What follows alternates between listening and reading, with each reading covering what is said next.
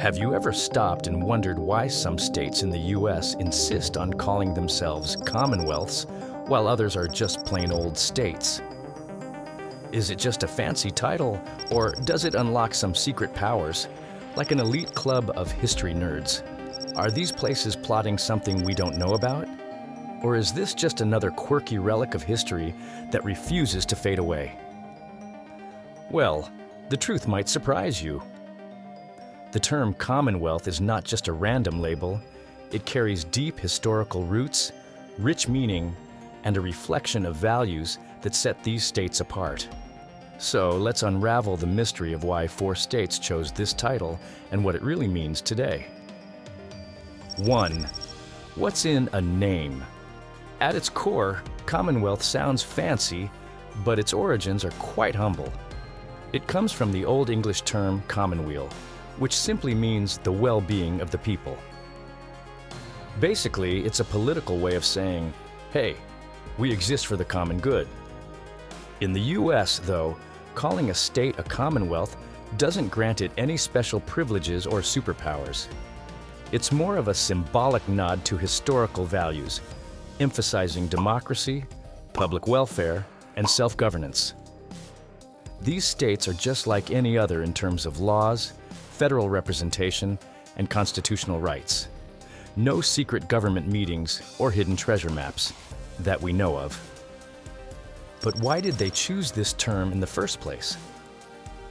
Let's time travel back a few centuries for some answers. 2. A blast from the past, the origins of Commonwealth.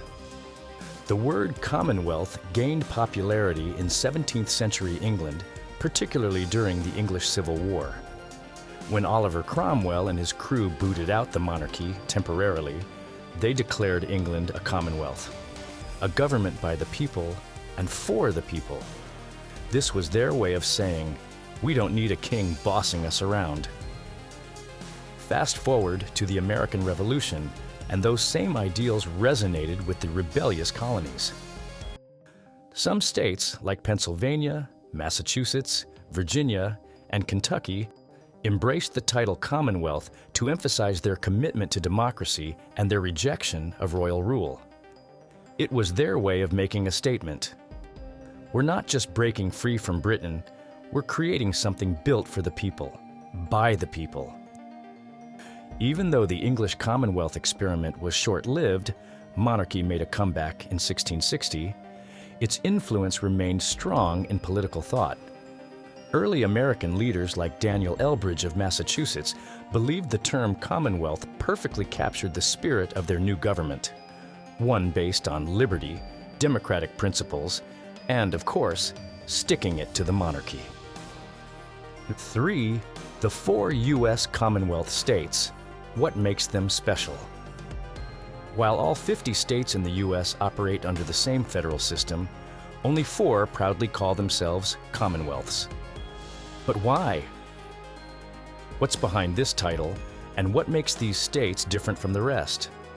Let's take a deep dive into the stories behind Massachusetts, Virginia, Pennsylvania, and Kentucky, and why they chose to embrace this historic term. Massachusetts, the Revolution's beating heart.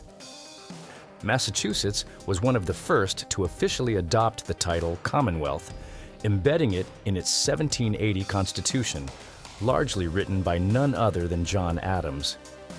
But this wasn't just a fancy name, it symbolized the state's commitment to self-governance and the common good.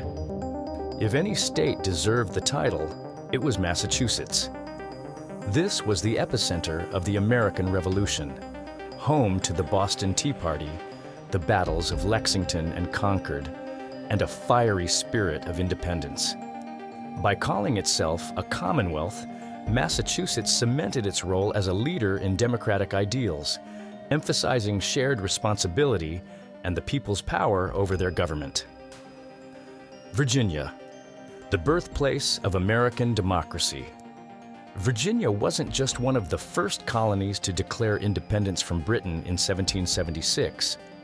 It was also home to some of the most influential founding fathers, including Thomas Jefferson, Patrick Henry, and George Mason. The Virginia Declaration of Rights, drafted by Mason, was a direct inspiration for the U.S. Bill of Rights, reinforcing the idea that government exists to protect individual freedoms and serve the welfare of all citizens. The term Commonwealth was a perfect fit, symbolizing Virginia's commitment to a government by and for the people, a bold rejection of monarchy and an embrace of democratic governance. Pennsylvania, the Quaker vision of equality. Pennsylvania's adoption of the term Commonwealth was deeply rooted in its Quaker foundations. Founded by William Penn, the state was built on principles of equality, religious tolerance, and communal well-being. The name Commonwealth reflected Pennsylvania's early democratic ideals, a society that valued cooperation, fairness, and the well-being of all its people. This wasn't just about governance, it was about creating a just and humane society, one where every citizen played a role in shaping their community. Kentucky, carrying Virginia's legacy forward. Originally part of Virginia, Kentucky inherited its Commonwealth status when it became its own state in 1792. But this wasn't just a hand-me-down title. Kentucky's leaders embraced the term as a reflection of their agricultural prosperity, strong community ties, and commitment to the common good. With its rich natural resources and deep connection to farming, Kentucky saw itself as a state built on shared prosperity and collective responsibility. The Commonwealth label reinforced this identity, emphasizing unity and a government dedicated to the well-being of its people. 4. Does being a Commonwealth actually mean anything today? Despite the historical significance of the term Commonwealth, many people assume it carries legal or political advantages. But in reality, it doesn't. They have no special powers. Commonwealth states operate under the same federal framework as all other states. They have equal representation as the same number of senators, 2 per state, and proportional representation in the House of Representatives. They have same legal system as their state laws, and constitutions function just like those of any other state. Now you know. Next time you hear someone say Commonwealth of Massachusetts or Commonwealth of Pennsylvania, you'll understand why these states hold on to this title. It's not just a name, it's a legacy of independence, democracy, and community spirit. Want more deep dives into unique historical quirks? Like, share, and subscribe for more fascinating stories.